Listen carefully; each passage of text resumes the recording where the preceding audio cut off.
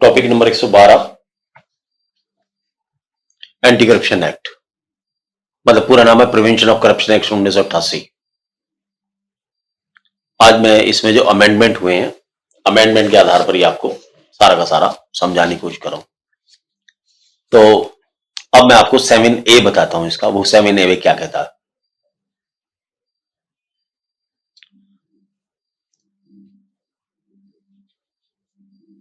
Taking undue advantage to influence public servant by corrupt और illegal means और by exercise of personal influence. जब कोई आदमी अपना जानकार होने की वजह से या सरकारी कर्मचारी पर कोई प्रभाव होने की वजह से किसी व्यक्ति से कहता है कि भाई मैं काम करा दूंगा, ये करा दूंगा, इस तरीके के काम जो कहता है, तो अब जानकारी वहन कही तो सब बात की बातें हैं, लेकिन अगर ऐसा करता है तो क्या कहता है, whoever accept or obtain or attempt to obtain from another person for himself or for any other person any undue advantage as a motive or reward to induce a public servant। जब कोई public servant को रिश्वत के लिए उकसाता है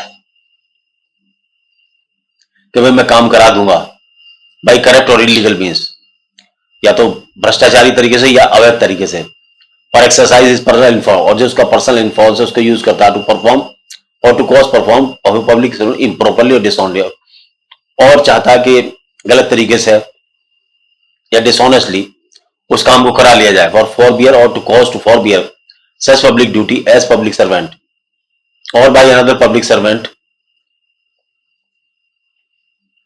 shall be punishable with imprisonment which shall not be less than 3 years but which may extend to 7 years and shall also be liable to fine। तो ये बताता है कि भाई किस तरीके से इंड्यूस करके अगर कोई व्यक्ति पब्लिक सर्वेंट से काम कराना चाहता है और रोकना चाहता है, उसे ड्यूटी से गलत तरीके से करे, public servant public duty bye such public servant or by another public servant, किसी भी पब्लिक सर्वेंट से कराना चाहता है वो काम इस तरीके से, तो ये भी ऑफेंस है। अर्थात taking undue advantage to influence, तो ये अनड्यू इन्फ्लुएंस की बात करता है, और जिसको बताया गया मीनिंग यानी gratification what ever other than a legal remuneration. अब आता है इसका सेक्शन 8। ये कहता है ये रिश्वत देने के बारे में। जब कोई व्यक्ति किसी व्यक्ति को रिश्वत देता है, एक तरफ तो सेक्शन 7 कहता है कि रिश्वत लेना अपराध है, सेक्शन 7 कहता है कि रिश्वत लेना अपराध है, और सेक्शन 8 कहता है कि रिश्वत देना भी अपराध है। तो ये वो कंडीशंस बताएगा आपको कि कौन सी कंडीशंस में रिश्वत नहीं देनी है, और दी है तो क्या कारण है, वो कैसे आपकी मानी जाए कि तुमने लीगली दी है। अर्थात लीगली से मतलब मेरा यह है कि तुमने मजबूरी में दी है, लीगली नहीं मजबूरी में दी है। तो ये सेक्शन 8 इस तरीके डील करता है। यदि आप किसी व्यक्ति को, सरकारी कर्मचारी को रिश्वत देते हो, रिश्वत के लिए प्रेरित करते हो, तो ये माना जाएगा कि भाई आप भी उतने ही दोषी हो जितना वो दोषी है। तो इसमें सब तरीके बताए हैं, जरा सा आप इसको एक बार सुने। कोई भी व्यक्ति जो रिश्वत देता है या रिश्वत देने का प्रॉमिस करता है इसलिए कि उसे कोई अनड्यू एडवांटेज मिले,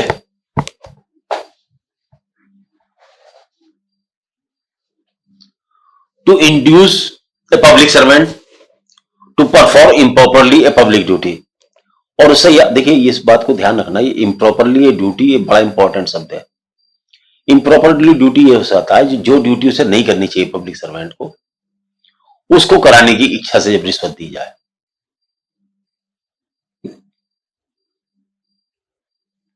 और to reward such public servant for improper performance of public duty, या उससे गलत तरीके से ड्यूटी को करवाया जाए। एक तो ये होता है कि इम्प्रॉपरली ड्यूटी कराई जाए, या उसकी जो परफॉर्मेंस हो वो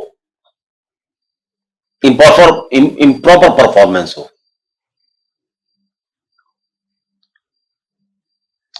दो बताइए इसमें, 8 के फर्स्ट सेक्शन में, फर्स्ट या सेकंड, दोबारा पढ़ता हूं।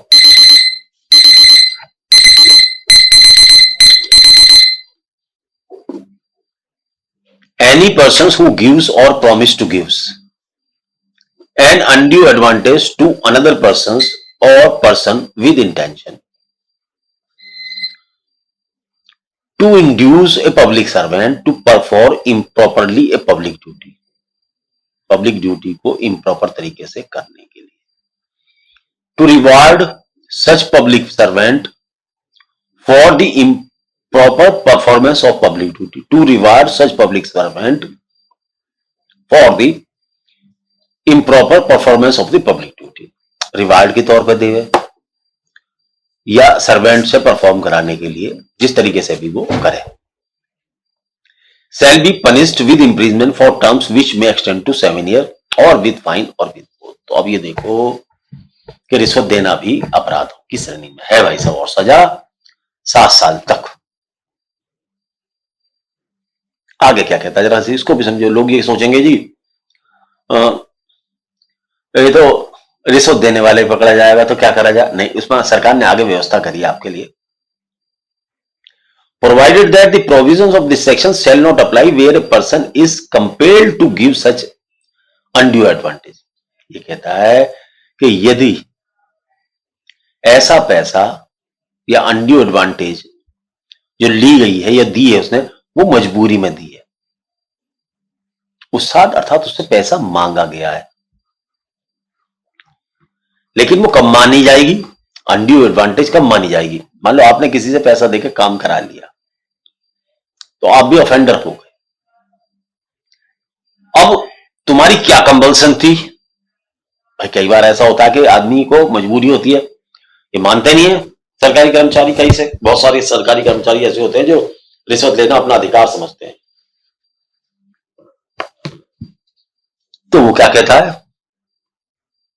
Provided that the provision of this section shall not apply where a person is compelled, जहां पर किसी व्यक्ति को बाध्य किया जाता है वहां पर ये प्रोविजंस लागू नहीं होते, ये सजा नहीं मिल सकती। To give such undue advantage provided further, फिर ये क्या कहता है, that the person so compelled shall report the matter to the law enforcement authority or investigation agency within a period of 7 days from the date of giving such undue influence.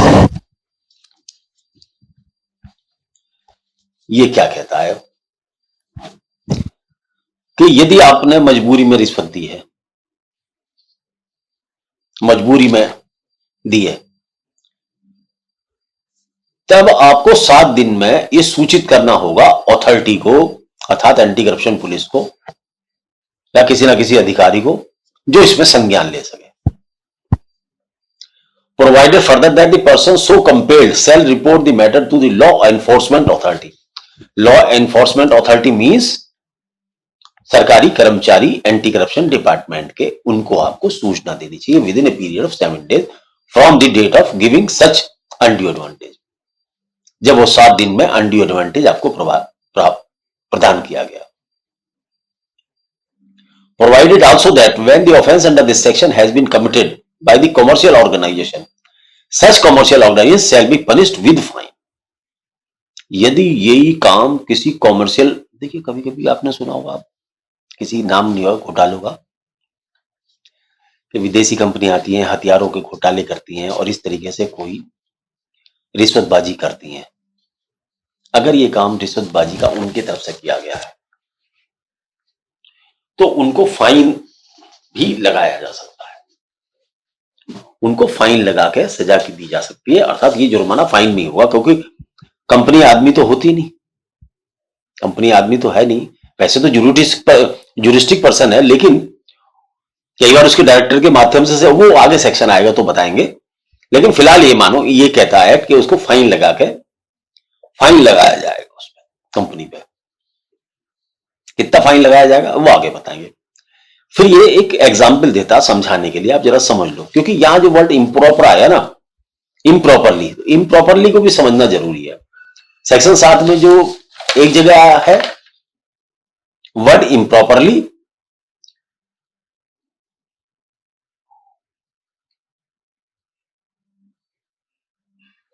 और एक जगह है dishonestly. तो दोनों word अलग अलग important है, improperly, dishonestly.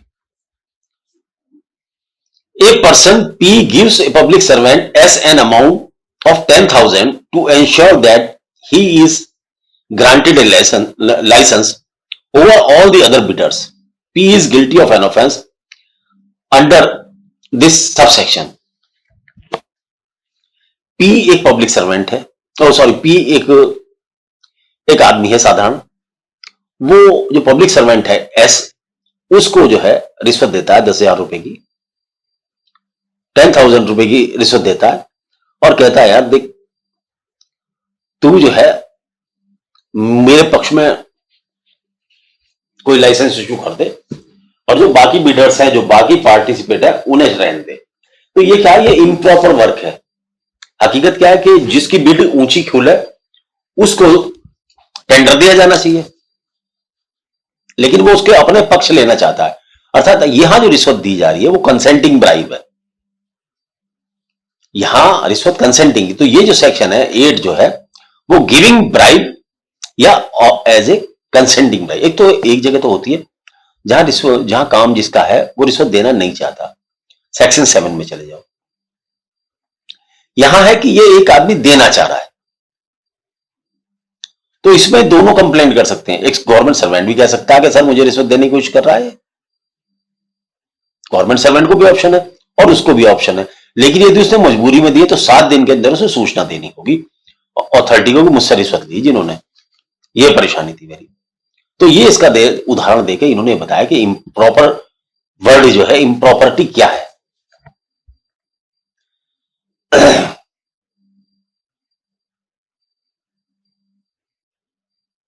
आगे सुन ले जरा सा।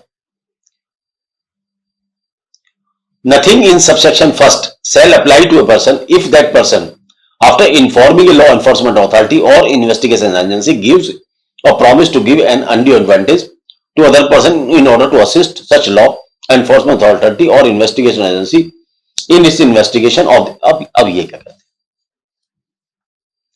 लेकिन ये सेक्शन तब लागू नहीं होगा जब पहले ही सूचना दे दी गई है। ये एक्ट, ये सेक्शन 8 तब लागू नहीं होगा जब जिसने रिश्वत देनी पड़ रही है, मजबूरी में दे रहा है, जो उसने पहली सूचना दे दी है कि जी मुझसे रिश्वत मांगी जा रही है, तब ये सेक्शन लागू नहीं होता। ये इसके बारे में सेक्शन 2 इसका क्लियर करता है, जिसने पहली जो है एंटी करप्शन डिपार्टमेंट को सूचित कर रखा है। तो आगे चलते हैं। सेक्शन 9 ज्यादा बड़ा नहीं है, ज्यादा इंपॉर्टेंट नहीं है हमारे लिए। ये बड़ी कंपनी है जो अपने टेंडर वगैरह छुटवाने के लिए रिश्वतबाजी करती हैं। ये उसके लिए जब पब्लिक सर्वेंट उनका सपोर्ट करते हैं और बेईमानी करते हैं तो ये कहती है कि भाई ये इनके डायरेक्टर के, इनका अगर एम्प्लॉय ने भी रिश्वत दी है तो यह माना जाएगा कि ये किस कंपनी की तरफ से रिश्वत आई है। ये माना जाएगा कि ये रिश्वत कंपनी ने दी है और ये कॉमर्शियल ऑर्गेनाइजेशन के डायरेक्टर्स की तरफ से रिश्वत है। तो एम्प्लॉय भी अगर है तो उसमें शामिल किया जाएगा और यह माना जाएगा कि रिश्वत जो है उन्हीं की तरफ से आई है। और इसमें जो है ऐसी रिश्वत जब दी जाएगी नौकर के थ्रू या किसी की तरफ, तो सेक्शन 10 ये कहता है उधर फर्म को, तो जो फर्म थी जो मैंने आपको पहले बताया था, अगर ये कोई कॉमर्शियल कंपनी देती है, कॉमर्शियल कंपनी पे तो फाइन लगाया जाएगा क्योंकि जुरिडिक्शन पर्सन, उसे जेल में तो भेजा नहीं जा सकता। लेकिन उसके जो डायरेक्टर्स हैं, ये वो घोटाले हैं जो बड़ी बड़ी कंपनियां टेंडर्स लेती हैं, टेंडर्स खुलवाती हैं और उसमें जो रिश्वतबाजी चलती है या हथियार खरीदे जाते हैं देश से, एक दूसरे देश से, उसमें जो हमारे उच्च अधिकारी रिश्वतबाजी में संलिप्त होते हैं। देखिए रिश्वत क्या है? लालच है, इसमें कोई भी आदमी फंस सकता है। ये नहीं है, ये एक लालच है। जो आदमी बड़े पूजा पाठी होते हैं, जो लगते हैं कि बड़े रात दिन मंदिर जाते हैं और धर्म के काम करते हैं, बांटते हैं पैसे को, कई बार वो लालच में आ जाते हैं। तिलक लगा हुआ होता है, रिश्वत लेते पकड़े जाते हैं, टोपी रखी हुई जना दाढ़ी पर रखी है। तो इसके लिए कोई वो नहीं है। हाँ, कुछ लोग, मेरा मतलब धर्म कोई की वो बेइज्जती करना नहीं है, इसका कोई क्राइटेरिया नहीं है कि कौन आदमी की नियत कब फिसल जाए। इसका किसी जाति धर्म संप्रदाय से कोई लेना देना नहीं होता। रिश्वत एक नियत का मामला है कि हमारी नियत किस तरीके से काम कर रही है। पैसा एक ऐसा नहीं, पैसा आदमी के दिमाग को फेर देता है। तो ये कंपनियां जो बड़े बड़े ऑर्डर लेने के लिए जो काम करती हैं, तो उसमें कहा है कि फिर इसमें सेक्शन 10 कहता है कि उसमें उनके डायरेक्टर को सजा की जा सकती है, जो कि 3 साल से लेकर 10 साल तक हो सकती है, लेकिन 3 साल से कम नहीं होगी। एक बार पढ़ देता हूं आपको इसे। Where an offense under section 9 is committed by a commercial organization and such offense is proved in the court to have been committed with the consent or connivance of the director, manager, secretary or other officers shall be commercial organization, such director, manager liable to proceed against shall be punishable with imprisonment for terms shall not be less than 3 years and but which may be extended। अब यहां क्या है, firm के सब director वगैरह को firm को जो सजा दी जाती है, फर्म को तो दी जाती है इन उसमें कैपेसिटी में, फाइन में, क्योंकि उसको तो जेल में नहीं जाता डाला जा सकता। कोई वैसी बॉडी तो है नहीं जो आदमी पकड़ के कॉल और उसको जेल में डाल दो, आप हाथ पकड़ के जेल में घुसेड़ दो। फर्म पर तो जुर्माना लगाया जाता है, और जो उसके डायरेक्टर्स हैं, सेक्रेटरी हैं, उनको जो है, क्योंकि बेनिफिशियरी कौन है इसमें, जो अपना मान लो कोई ठेका ले रहे हैं, सड़क का ठेका ले रहे हैं, आजकल देख रहे हैं आप पुल गिर रहे हैं, धड़ाधड़ नदियों पर बने हुए पुल गिर रहे हैं, ये वो यही तो, ये उस कनाइवेंस की बात कर रहा है। ये जो बात कर रहा है, जो ठेकेदार जो इस तरीके से पुल बनाते हैं, घोटाले करते हैं बड़े बड़े, और अनड्यू इन्फ्लुएंस कर करके पैसे दे दे के ये ऑर्डर कर लेते हैं, करा लेते हैं, सेक्शन 8 वाले ऑर्डर करा लेते हैं, काम करा लेते हैं, ये उसकी बात चल रही है। जब आप रिश्वत देकर काम करा लेते हैं और वो पुल गिर जाते हैं, तो अब जांच होगी उनमें, अब वो कैसे आवे अंडर में, ऐसी अंडर में आवेंगे वो, तब वो जुर्माने से ये ठेकेदार को घेरने के लिए सेक्शन में, ये ठेकेदार घेरे जा रहे हैं इस सेक्शन में, ठेकेदार। बहुत सारे सेक्शन रिपील कर दिए इसमें, इसीलिए मैं नए एक्ट से पढ़ा रहा हूं आपको। ये ठेकेदार वगैरह को सबको घेरने का है। सड़क बनी, सड़क में जो लगाना चाहिए था मटेरियल वो नहीं लगाया, तारकोल ही नहीं लगाया जाता, तारकोल की जगह वो डाल दिया कुछ इधर उधर की चीज। तारकोल को कहते हैं ब्यूटिमिन, ब्यूटुमिन, अब ब्यूटुमिन लगाया नहीं तो तार क्या है, वो सड़क ऐसी उखड़ जाएगी। अच्छा, लगाया तो टाइम बार्ड लगा दिया, एक्सपायर लगा दिया, इंडियन ऑयल से खरीदा ही नहीं उसको, रिफाइनरी से खरीदा ही नहीं वो, जबकि उसकी जो क्लॉज थी जिसके अंदर ये लिखा था, जो कॉन्ट्रैक्ट लिया था, टेंडर लिया था, टेंडर में लिखा था कि ब्यूटिमिन जो है इंडियन ऑयल से खरीद के लगाओगे आप, और उसका बिल जमा करोगे मैसल टैक्स वाला। तो ये ऐसे से जो चीटिंग होती है वो तब पकड़ी जाती है ये, या बिल दाखिल किया तो नकली दाखिल किया वो, और सड़क उखड़ गई, या सीमेंट लगाया तो खराब लगाया, पुल गिर गया। यहां ऐसी कंपनियां जो इस बड़े बड़े घोटालों में शामिल होती है, उनको दोषी करने के लिए, लाने के लिए ये सेक्शन 10 इंट्रोड्यूस किया गया। आगे चले।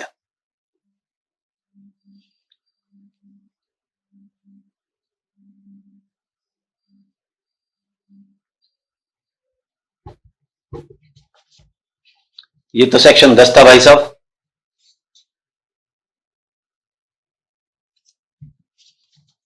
सेक्शन 11 और निकाल लें जरा आपकी समझ के लिए। अभी तक तो आपने जो है ये रिश्वत देने का मामले को देखा, इसमें रिश्वत लेना भी और देना भी। ये वाला जो सेक्शन है, सेक्शन 11, वो क्या कहता है जरा सा।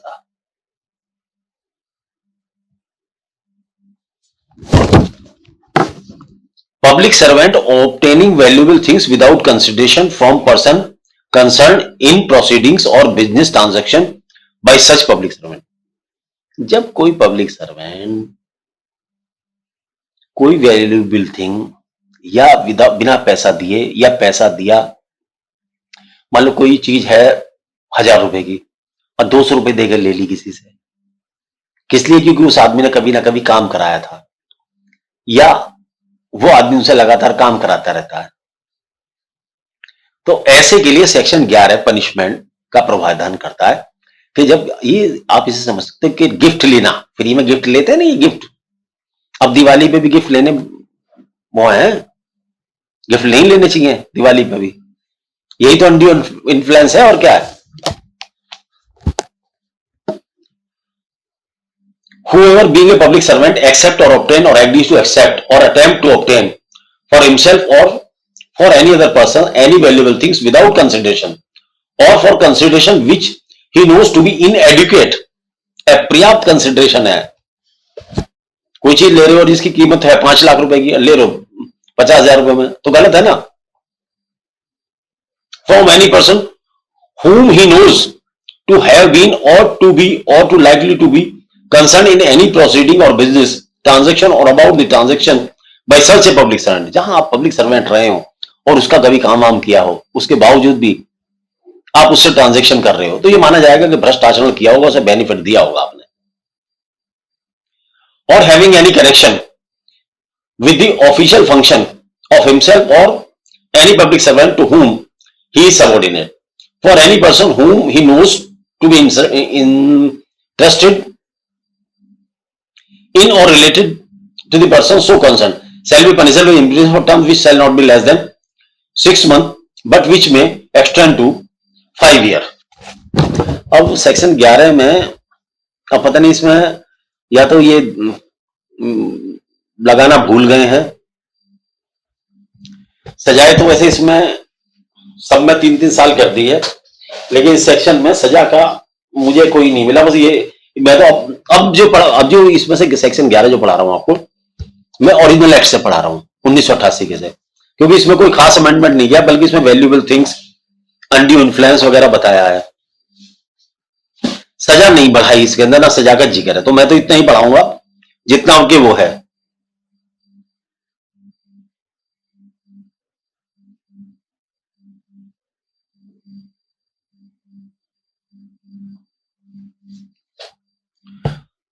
अब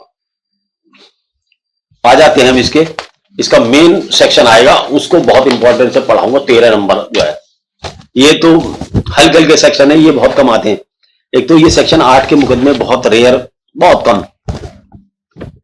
ये सेक्शन 8 का जो है गिव वाला कोई नहीं शिकायत करता, सेक्शन 8 जो है कोई शिकायत नहीं करता ना, सेक्शन 8 का शिकायत आती कभी, एक कंपनी वाले भी बहुत कम आती है शिकायत। और 9 वाला जो है कॉमर्शियल एग्जाम की आती हैं, लेकिन 8 वाली तो नहीं आती, लेकिन 7 वाली बहुत आती है। 7 वाली जो शिकायतें हैं, 7 के केस बहुत होते हैं, सेक्शन 7 के केस बहुत होते हैं, 8 के ना के बराबर मिलेंगे। एक 100 केस में से एक केस 8 का मिलेगा, क्योंकि जो आदमी जिसका काम बन जाता है वो चला जाता है। ये तो जब खुलते हैं राज तब पता लगता है 8 का, तो वरना तो जब शिकायत में जो दिक्कत आती है 7 में जो डिमांड होती है वो ज्यादा होता है। ये जो 8 वाला है, ये तो कंसेंटिंग वाला मामला होता है, या गवर्नमेंट सर्वेंट ईमानदार हो जो रिश्वत नहीं लेता, वो कभी कभी ऐसे केस दर्ज करा सकता है। तो 8, 9 ये रेयर केसेस है, या बहुत बड़े घोटाले हैं, ये उनमें यूज होते हैं। 7, 8 और 9 और 10 भी, और 12, 11 मैंने बता ही दिया कि अनड्यू कंसिडरेशन ये भी बहुत कम हत्या लगता है, ये भी कभी नहीं। 11 के भी बहुत कम सेक्शन केसेस देखने को आते हैं। तो अब आते हैं सेक्शन 12 पे। सेक्शन 12 के बताने के बाद बचेंगे 4 मिनट। सेक्शन 13 बताऊंगा आपको आराम से, क्योंकि सेक्शन 7 और 13 इस एक्ट की जान है। 8 और 9, 10 जो है, ये बड़ी कभी घोटाले जब बस फंसते हैं तब उनमें ये यूज होता है। तो वो कंपनीज के लिए कि जब कंपनीज बेईमानी करती हैं, अनड्यू इन्फ्लुएंस लेती हैं, तब फायदा लेती हैं या अनड्यू एडवांटेज लेती हैं। तो अब जो हम बात करते हैं सेक्शन 12 की, ये भी अमेंडेड कर दिया गया पूरा, इसको पढ़े जरा सा। Whoever abets any offense punishable under this act, whether or not that offense is committed in consequence of the abatement, shall be punished with imprisonment for terms which shall not be less than 3 years, but which may extend it. अगर कोई व्यक्ति इस act में वर्णित किसी अपराध को करने के लिए प्रेरणा देता है, प्रेरित करता है,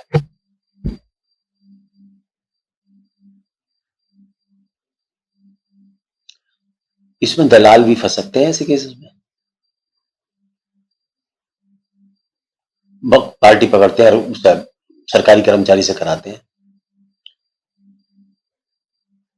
तो ये क्या है, वो अबैटमेंट, ये इस अबैटमेंट को कहता है ये। हुएवर अबैट्स, हुएवर कोई भी, एनी ऑफेंस पनिशेबल अंडर इस एक्ट में जो पनिशेबल है,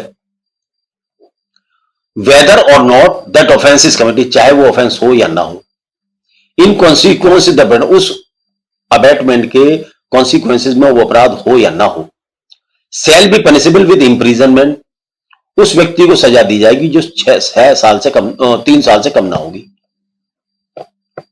तो ये क्या है, जो कई बार अबैटर्स होते हैं ना, जो सर ये काम करा दो, वो काम करा दो, या मैं करा दूंगा, ये करा दूंगा, ये जो अबैटर, अब जो इसका इस केस में कोई सा भी सेक्शन का 7 का 8 का 9 का, इसका कोई भी अबैट करने वाला है, अबैट करने वाला या कॉन्स्पिरेसी करने वाला, सीधी सी बात ये समझो जी, अबैट मींस कॉन्स्पिरेसी शामिल है अबैटमेंट, अबैटमेंट में कॉन्स्पिरेसी भी आती है, कॉन्स्पिरेसी में भी अबैटमेंट होता है। तो कोई भी आदमी जो अबैटमेंट करता है इसका, वो सेक्शन 12 में होता है। तो अब आज के लिए हम 12 पे विराम देंगे, और कल को जो है हम 113 जो हम लेक्चर बनाएंगे, वो हमारा होगा प्योरली घोटाले पे, घोटालेबाजों के लिए वो एक्शन होगा, और दूसरा होगा, एक तो उसमें घोटाले पे डिस्कशन करा जाएगा, और जब कोई एंट्रस्टमेंट किया जाता है पब्लिक सर्वेंट को, वो उसमें घोटाला करता है, उसमें बेईमानी करता है, और तीसरा वो आय से ज्यादा संपत्ति कमाता है। तो आय से ज्यादा जब वो संपत्ति कमाता है, तब भी यहां जरा सा, क्योंकि ऐसा है, इसी लेक्चर में अगर बता दूंगा तो फिर मजा नहीं आने का, वो उसी लेक्चर में बताऊंगा आपको।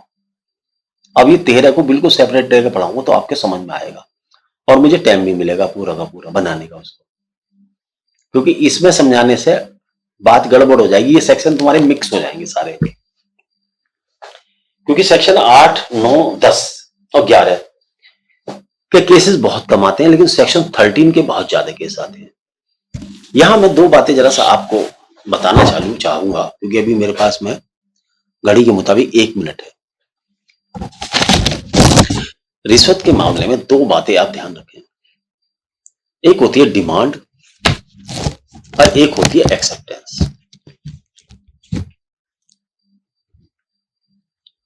Demand plus acceptance.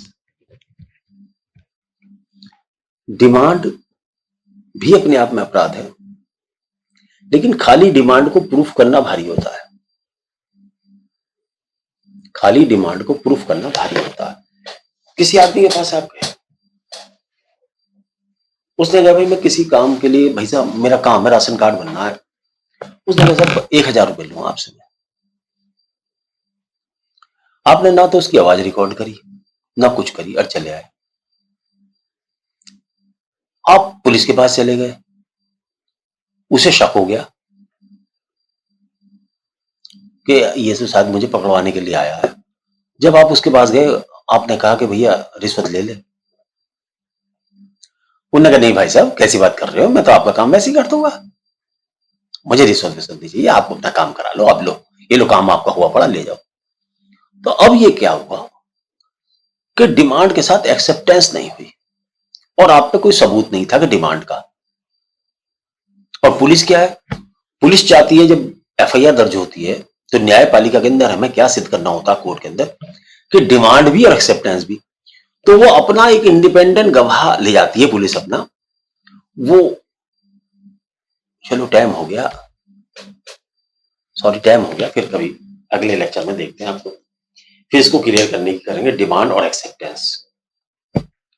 डिमांड और एक्सेप्टेंस ही इस केस को स्ट्रॉन्ग और सारगर्भित बनाती है जिससे सजा हो सकती है।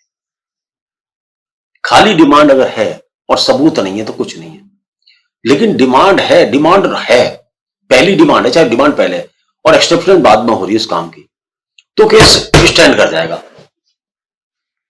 तो सजा कर जाएगा, अदरवाइज नहीं। तो 13 कल देखते हैं, 13 बताते हैं अगली बार। 13 पढ़ के आना, बहुत इंपॉर्टेंट सेक्शन है बॉस।